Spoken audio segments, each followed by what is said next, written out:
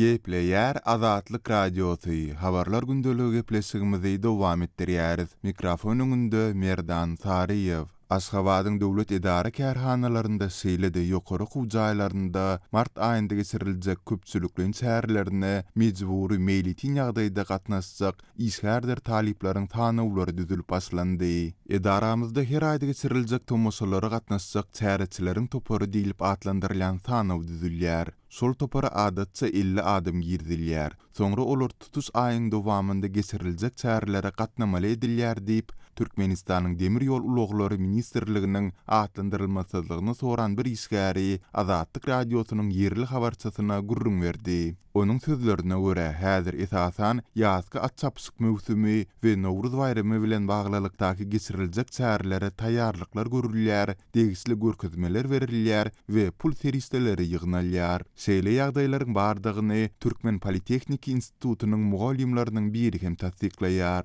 Men 10 töweregi Taliýewa ýol başçylyk edip, Aşgabatyň atçylyk sport toplumynda hepde soňunda geçiriljek atçapsyklara tomoşaçy bolup gitmeli. Resmi çäre ir saat 9-da başlansa da biz daňdan 6-da eýýäm kesitlenen ýerde toplanaýmaly. Studentler talip eşiginde bolmaly. Soňra bizi ýürüýte awtobuslar bilen toplumy äkidýärler diýip anonim ýagdaýda maglumat beren mugallim gurrun berdi. Ol geçen ýylky tejribelerini nazarda tutup asyl kösençlikleriň sondan soň başlanýandygyny belledi. Sen kesitlenen ýeriňden bitnamaly däl. Birinji hatarda ýaşulylar, soňra talipler, soňra da döwlet işgärleri oturdylýar. Zerur hajatlaryň bilen hajathana gitsek bolsaň da aýlanyp ýören howpsuzlyk işgärlerinden ruhsat almaly. Azyk suw hiç gözüňünde tutulmaýar diýip 40 ýaşlaryndaky mugallim geçen ýylda başdan geçiren tejribelerini ýatlady. Onuň bellemegine görä resmi atçapsyk çäresi öýlen saat 12-de gutarýar. Emma ilki ýürüýte awtobus bilen eltilen tomoşaçylar soňu bilen ýyzyna özleri asmaly bolýarlar.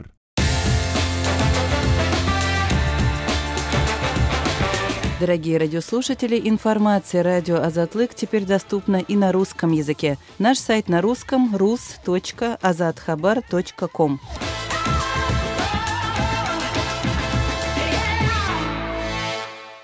Gepleýär Azatlyk Radiosu. Siz habarlar gündölügimizi dinleýärsiňiz. Gepleşigimi Gözel Hudaýberdiýewa dowam etdirýärin. Türkmenistanda uçur biletlerinin gıtçılığı saklanýar. Azatlyk Radiosynyň habarçylarynyň sözlerine görä, şuňlar uçur biletlerini satýan idaralarda öňümizdäki bir näçe aý üçin bilet ýok. Yine 2 aýdan diýip aýdýarlar. Yine de berýän habarlary şol reýsiň uçuşak güni aeroporta baryň. Belki de barmadyk ýolagçylar giýjak alanlar bolmagy mümkin. Ýa-da bolmasa her reýsde 4 orun ýörüýte bron edilýär. Ministrler kabinetiniň 2 ýeri Milli Howpsuzlyk ministrliginiň we Içeri işler ministrliginiň bir ýeri bar. Şol 4 ýer belki boş bolar. Satarlar diýip jogap berýärler. Smena başlygy ýa-da toğrag jogap bürosy diýip habarçymyz 1 martda aýtdy. Azatlyk Radiosynyň ýene bir korrespondentiniň Aşgabatdan habar bermegine görä, şunlar Moskwa we Minska barýan uçurlara biletler dekabr içinde satuda ýok. Bu ýagdaýda Türkmenistanlylar has irki senelere bilet satyn almak üçin dürli ýollary gözlemeli bolýarlar. Has keng ýaýran usullaryň arasynda araçylaryň hyzmatyndan peýdalanyp bilet satyn almak ýa-da kassirlere para bermek has netijeli bolmagyna galýar. Araçy özleýärler, kassirlerden hem ýuwaşlyk bilen göni soraýarlar diýip habarçymyz belleýär. Onuň sözlerine görä, goşmaça berilýän puluň möçberi gitdigi çartýar we häzirki wagtda paranyň möçberi 1,5 we 2000 manada ýetýär. Möçberini aýdýarlar, hatda aeroportyň işgärleri de häzir biletleri resmi bahadan satyn alyp bilmeýärler. Olam akla sığmajak bir derejä çykdy. Moskwa 3200, Minska 3000 manat.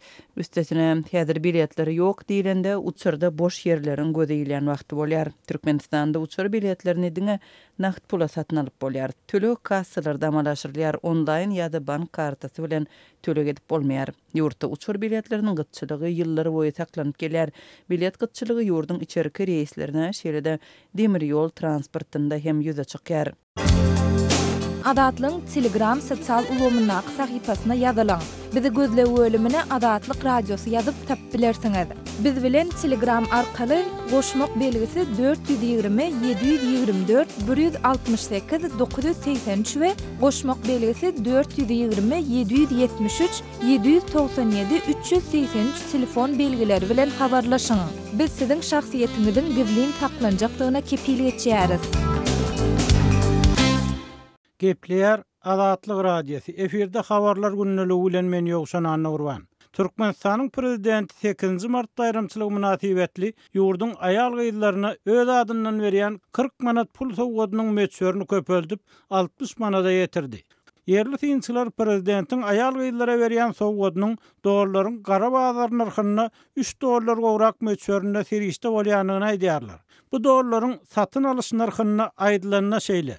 Eger dollarlaryň müşterilere satylýan narhyndan hasaplanyňda bu 60 manat 3 dollara hem yetmeýär diýip adynyň aýdylmalygyny soran Aşgabatly ýazaýtdy. Gynançlylar prezidentiň bu karary ýurdun denanlarynyň ählisine degişliler. Hiç ýerde işlemeýän, şolaryň arasynda hususy daýhan hojalyklarda kärinesi bolup işleýän aýal gyzlar hem mektebe, çağalar bagyna gatnamaýan gyzjagalar bu sowgatdan mahrum diýip ýazaýtdy. Onun tasdiklamagyna görä ýurtda işsizlik hususan aýal gyzlaryň arasynda ören ýokary bolmagyna galýar. Soňky bir ýylyň dowamynda bolsa iş orunlarynyň ýapylmagy bilen baglykda köp senan işini ýitirdi. Munyň üstüne ýurtda işlän nöwrüne degişli dokumentler toplap pensiýa alyp bilmedik aýallarda, erkek adamlarda azarlyp olaýtdy. Aýallaryň arasynda mundan 4-5 ýyl odal girilen sosial pensiýa diýilýän hem almaýanlar bar. Öýünni hal lokap, eli işlerini edip, ya tamdırda çörek göşerip bazarda satıp, çağılarını aç hor etmedik ayarlar hem prezidentin sowgadyny alyp bilmän galar diýip Aşgabatly ýazy telefon gurrunçylygyny aýtdy. Türkmenistan'dan Azatlyk Radiosynyň azathabar.com web saytyna Sayfon 3 proxy ulgama arkaly howpsuz ýagdaýda girip bilersiňiz. Sayfon 3 dowamly özgörýär. Şonuň üçin ony her 2 hepdeden täzelep durmagy unutmaň.